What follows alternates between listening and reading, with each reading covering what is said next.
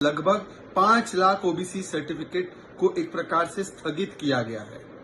ये इसलिए किया गया क्योंकि हाई कोर्ट के ऑर्डर ने बताया है कि कैसे केवल वोट बैंक और तुष्टीकरण की राजनीति के लिए ममता दीदी की सरकार ने जो अधिकार ओबीसी समाज के लिए था उसे धार्मिक आधार पर मुसलमानों को दे दिया।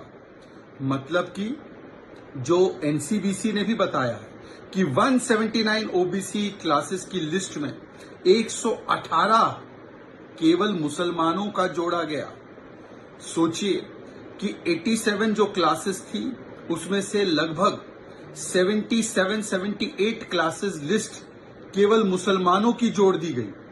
हाई कोर्ट ने बताया है कि किस प्रकार से ये बिना कोई एप्लीकेशन ऑफ माइंड केवल और केवल धार्मिक आधार पर आरक्षण देने के लिए और अपनी वोट बैंक की लालसा को पूरा करने के लिए ये पूरा का पूरा जो काम है वो किया गया। मतलब जो ओबीसी के लोग हैं, जो एससी एसटी के लोग हैं, उनके अधिकारों को छीन कर एक वोट बैंक को खुश करने के लिए एक और बार एक प्रमाण सामने आया है।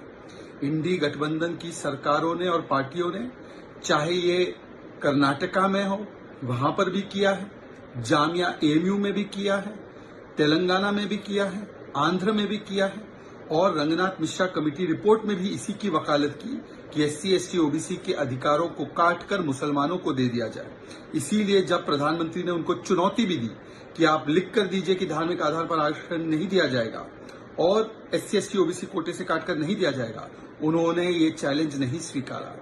आज कोर्ट ने ऐसे लोगों का पर्दाफाश किया है।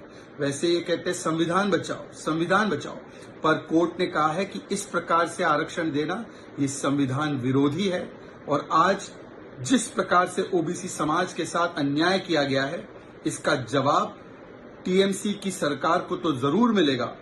कोर्ट ऑफ लॉ ने तो दे दिया है, कोर्ट ऑफ पब्लिक ओपिनियन भी इस पर जवाब देगा।